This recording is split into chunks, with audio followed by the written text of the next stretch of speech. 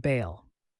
If you were expecting a terrifying monster to begin with, Baal doesn't disappoint. He's described as appearing with the heads of a man, a toad, and a cat, all at once.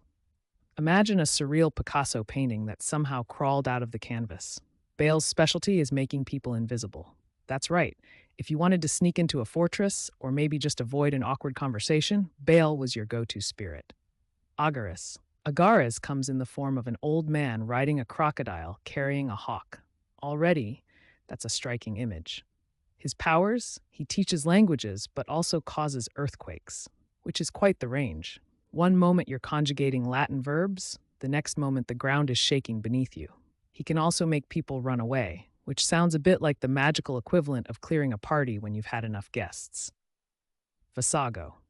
Unlike many of the others, Visago actually has a reputation as a relatively good spirit.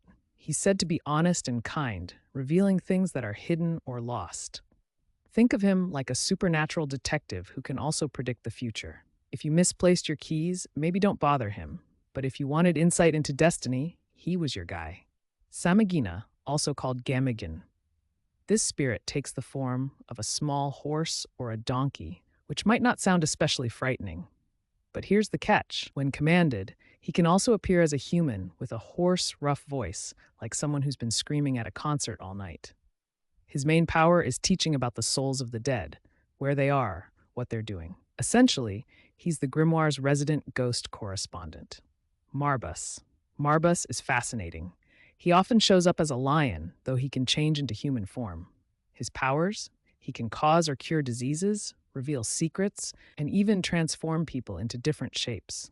In a way, Marbus represents both the fear of illness and the hope for miraculous healing.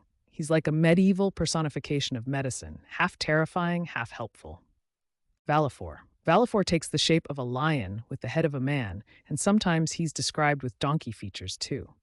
He's known for encouraging people to steal, making him a demonic pickpocket coach.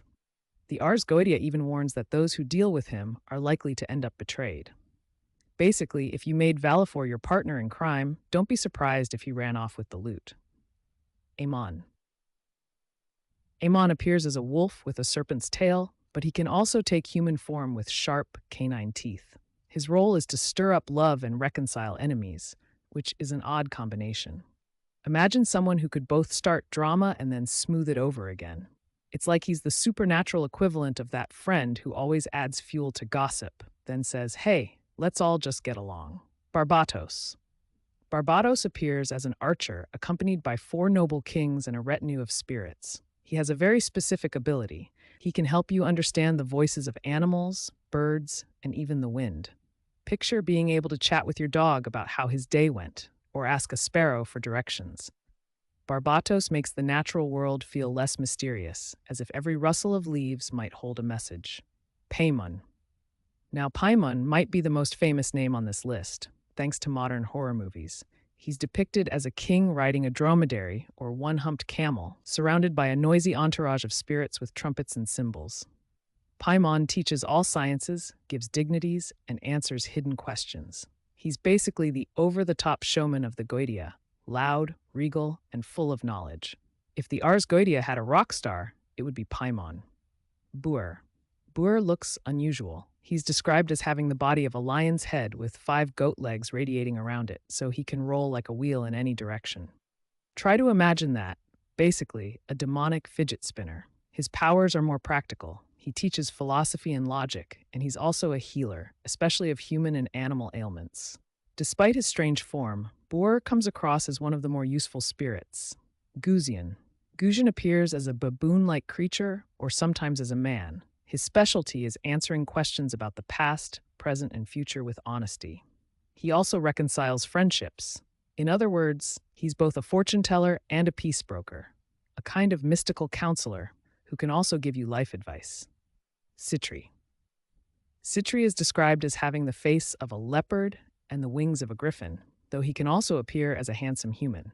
His powers lean towards stirring up desire and love between men and women, often by revealing their nakedness. In other words, Sitri is the trickster of lust, the one who meddles with passion in ways that are sometimes helpful, sometimes chaotic. Beleth. Beleth is one of the most fearsome kings in the Ars Goetia. He rides a pale horse and is said to arrive with terrifying trumpets, drums, and music, like a heavy metal concert blasting into your living room. The text warns that if you summon him, you'd better be bold, because he'll test you by roaring and threatening. But if you keep your nerve, Belith will grant you powers related to love and desire. In other words, he's a scary matchmaker. Think Cupid, but with an attitude problem. Laraje. Laraje shows up as a handsome archer, dressed in green, carrying a bow. His specialty? Stirring up battles and making wounds fester. He's the kind of spirit you'd expect to haunt a medieval battlefield, turning skirmishes into long, drawn-out conflicts. Imagine him as the embodiment of how grudges can turn a small argument into something much worse. Eligos, also known as Abagor. Eligos is another warrior-like figure. He appears as a knight carrying a lance, a banner, and a serpent. He's said to know secrets about warfare, who will win, how battles will turn out, and where hidden treasures lie.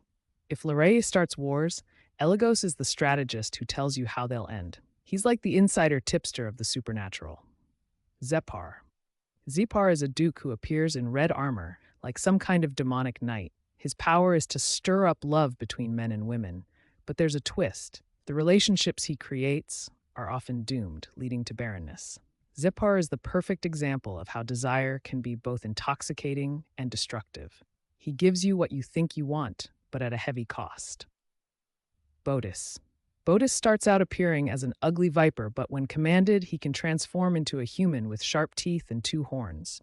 He can reconcile friends and enemies, and he can also reveal the past and future. That's a strange combination. First impressions suggest he's dangerous, but his actual powers are more like those of a wise mediator. It's a reminder that appearances can be deceiving, even when we're talking about demons. Bathan. Bathan shows up as a strong man with a serpent's tail, riding a pale horse. His main skill is teaching people about herbs and precious stones, basically magical botany and geology. He can also transport people instantly from one country to another. Bathing is like the combination of a mystical pharmacist and a travel agent with a dash of teleportation thrown in. Salos, sometimes called Saleos. Unlike some of the darker figures on the list, Salos comes across as relatively gentle. He appears as a gallant soldier riding a crocodile, with a ducal crown on his head. His specialty is fostering love between men and women, but unlike Zepar, his influence isn't destructive. If anything, he's more like a supernatural Cupid, though the crocodile mount makes him a bit less cuddly. Person. Person is a great king, riding on a bear and carrying a viper. He's said to appear with a fanfare of trumpets, accompanied by other spirits. Person reveals hidden treasures and secrets of the past, present, and future. He can also summon familiars. In a way, he's the mystical treasure hunter of the Ars Goetia, part king, part showman, and part fortune teller. Marax, also known as Morax. Marax takes the form of a bull with the face of a man. His abilities focus on teaching astronomy and liberal sciences, and he can also provide good familiars, spirits to serve and assist. If you think about it, Marax represents the human hunger for knowledge, especially about the stars. He's less about chaos, more about expanding understanding. Ipos.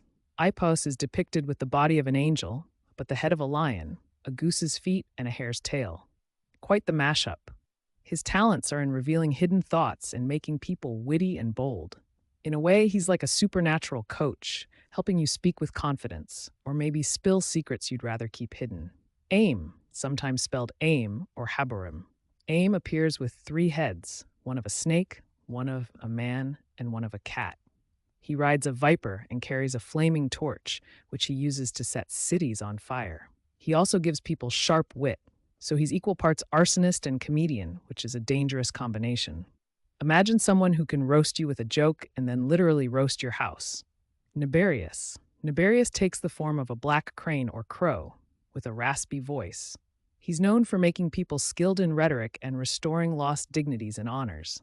If you wanted to win an argument, Nibarius was the spirit to call. He represents the power of words, how speech can build reputation, status, and influence.